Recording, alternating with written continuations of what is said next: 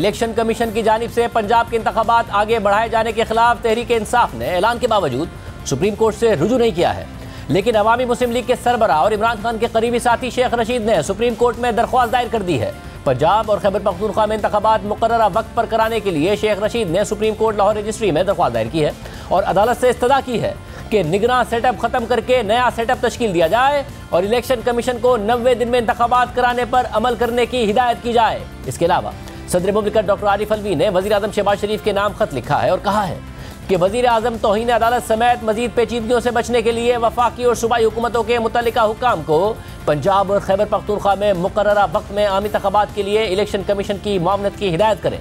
Article 105 या 112 के तहत सूबाई असम्बलियों की तहलील पर आर्टिकल 224(2) के तहत 90 दिन के अंदर इंतखाबात कराना जरूरी है। सुप्रीम कोर्ट ने इलेक्शन कमीशन को सदर को 90 दिन के अंदर इंतखाबात कराने के लिए तारीख तजवीज़ करने का हुक्म दिया था।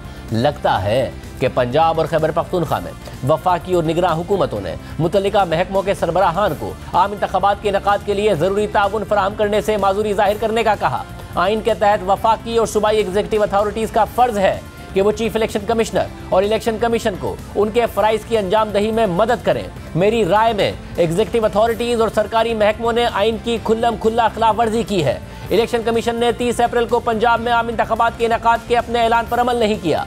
तशवीशनाक बात है कि वज़ीर आज़म की जानिब से आर्टिकल 46 और रूल्स ऑफ बिजनेस के तहत सदर के साथ पॉलिसी मामलात पर कोई बामायनी मुशावरत नहीं की गई। सदर ने लिखा कि वफाकी और सूबाई हुकूमतों के तमाम मुतल्लिका इंतजामी हुक्काम को इंसानी हुकूक की पामाली से बाज रहने की हिदायत की जाए। माजी करीब में प्रिंट, इलेक्ट्रॉनिक और सोशल मीडिया ने बुनियादी और इंसानी हुकूक की वाज़ेह खिलाफ वर्जियों के वाक़यात को उजागर किया है।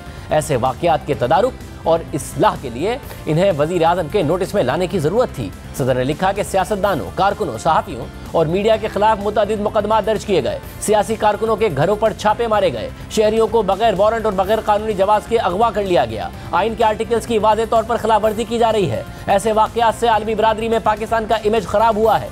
पाकिस्तान में जमहूरियत और इंसानी हुकूक की सूरत हाल और मुस्तकबिल पर मनफी असरात मुरत्तिब हो रहे हैं। पाकिस्तान में हालिया महीनों में मीडिया को मज़ीद दबाया गया। हुकूमत के खिलाफ इख्तिलाफ और तनकीद दबाने के लिए सहाफ़ियों को बगावत और दहशतगर्दी के इल्ज़ामात का निशाना बनाया गया। ऐसा लगता है कि आज़ादाना राय रखने वाले मीडिया पर्सन्स के खिलाफ दहशत का बाजार गर्म कर दिया गया है। वज़ीर आज़म हुकूमत के सरबराह होने के नाते आइन में दर्ज पाकिस्तान के हर शहरी के इंसानी और बुनियादी हुकूक के तहफ़्फ़ुज़ के ज़िम्मेदार हैं। वज़ीर आज़म मुतल्लिका हुक्काम को हुकूक की खिलाफ वर्जी से बाज रहने और इलेक्शन कमीशन को मामनत फराहम करने की हिदायत करें।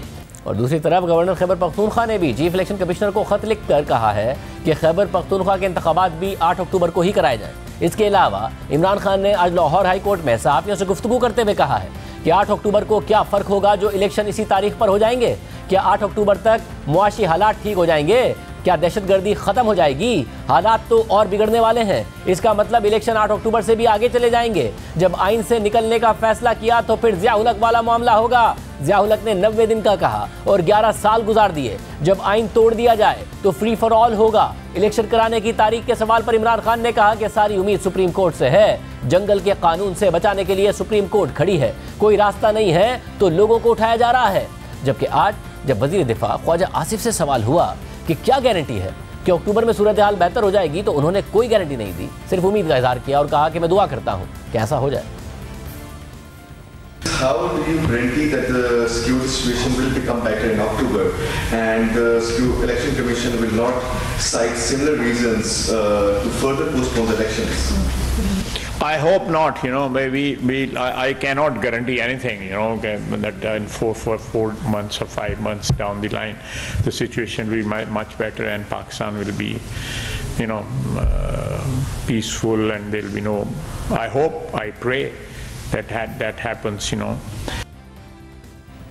हुकूमत तो मुआशी हालात और लॉ एंड ऑर्डर की सूरत हाल का सहारा ले रही है, मगर मरीम नवाज बार बार कह रही हैं कि इंतखाबात से पहले तराजू के पलड़े बराबर किए जाएं। पहले एहतसाब होगा फिर इंतखाब होगा। पहले तराजू के दोनों पलड़े बराबर किए जाएंगे फिर इंतखाब होगा। इंतखाब होगा लेकिन पहले एहतसाब होगा। इलेक्शन होगा जरूर होगा लेकिन पहले तराजू के दोनों पलड़े बराबर किए जाएंगे। दूसरी तरफ तहरीक इंसाफ कल रात लाहौर में मीनार पाकिस्तान पर जलसे की तैयारी कर रही है, जिससे खुद इमरान खान खिताब करेंगे। इमरान खान लाहौर जलसे की तैयारी भी कर रहे हैं, लेकिन साथ ही अदालती पेशी पर सिक्योरिटी खदशात का भी इजहार कर रहे हैं। इस्लामाबाद के 5 मुकदमात में हिफाजती जमानत की दरख्वास्तें लेकर आज इमरान खान लाहौर हाईकोर्ट में पेश हुए। बगैर बहुत बड़ी तादाद के पेश हुए तो आसानी से पेश हो गए, कोई हंगामा नहीं हुआ और अदालत ने हिफाजती जमानत में 27 मार्च तक तौसी कर दी है। हमने वफाकी वज़ीर इत्तलात मरियम औरंगज़ेब को प्रोग्राम में आने की दावत दी, मगर वो एक बार फिर अपनी हुकूमत का दिफा करने के लिए दस्तयाब नहीं थी।